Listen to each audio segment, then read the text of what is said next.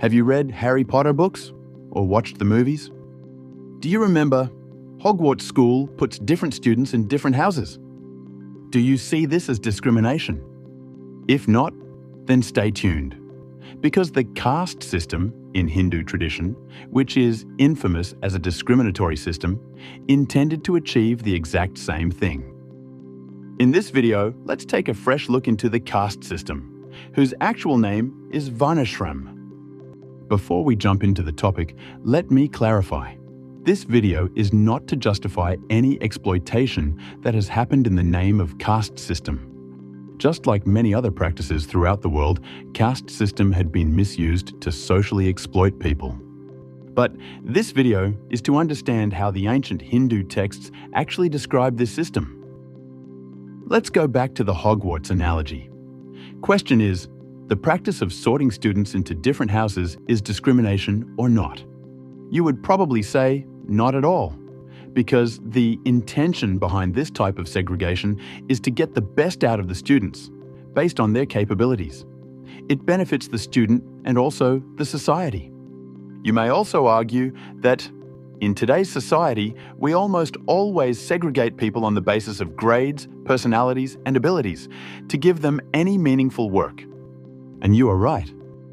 Now let's come to Varnashram, or the so-called caste system. In ancient India, this system was designed to exactly serve the same purpose: segregate people. First, let's see what were the segregations in Varnashram. They segregated the society into 4 Varnas: Brahman, Kshatriya, Vaishya, and Shudra. Rig Veda explains in detail what these Varnas are. It says, Brahman comes from his mouth, Kshatriya from his arms, Vaishya from his thighs, and Shudra from his feet. He here refers to the divine. Now, let's understand one by one. Brahman comes from his mouth. Mouth here signifies knowledge, teaching, and intellectual wealth generation, which were duties of the Brahmins, like doctors, teachers, saints, and priests. Kshatriya comes from his arms. Arms here signify strength for providing protections and governance. This was the duty of the Kshatriyas, like kings and soldiers. Vaishya comes from his thighs. Thighs here signify stability, sustenance, and mobility, which came from merchants and farming, people who generate economic capital. And finally, Shudra from his feet. That signifies foundational work and services which carry everyone else. Skilled and unskilled labours would fall into this class. Now, let's see what were the basis of segregation of people.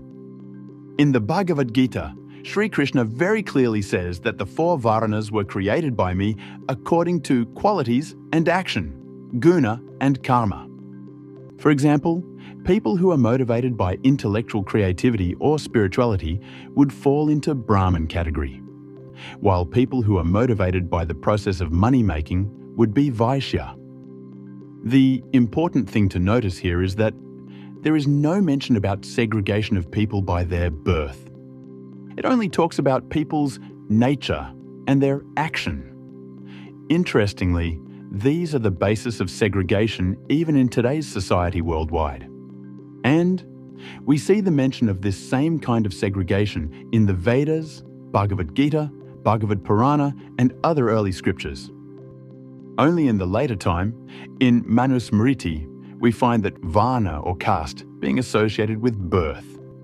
And the moment it got associated with birth, the question of discrimination arose. Because everyone would no longer get the same chance to be considered in a particular Varna. But we need to understand Manusmriti, being a Smriti category of Hindu text, was more focused on the social reality of a particular time. It is widely believed that Manusmriti associated birth with Varna or caste to protect the purity of knowledge and social stability at that time. In a society where knowledge of rituals, business, and skill development used to flow from fathers or mothers to sons or daughters, this was seen as a practical way to protect knowledge at that time. External invasions could be a reason for such a protective system too. But today's time is different. So, we do not need to hold on to these rules. We need to just understand the rationale behind it and move on with whatever makes sense in today's society. And for the most part, that has happened in India, but not completely. Even today, we see birth-based caste is used to create a sense of superiority and inferiority in pockets of society.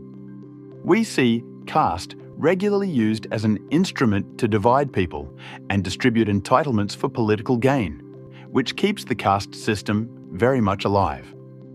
We see political dynasties, business dynasties, film industry dynasties thriving, which are nothing but birthright-based discrimination, very much comparable to Manu's caste system. And ironically, some of the dynastic political leaders are the most vocal ones about the discrimination of caste system. The right way forward should be not to use historical issues such as caste for current political gain. Rather, the policymakers should come together and design a truly fair and just system for today's society based on the right segregation criteria. Please let us know in the comment box what you think. See you in another video.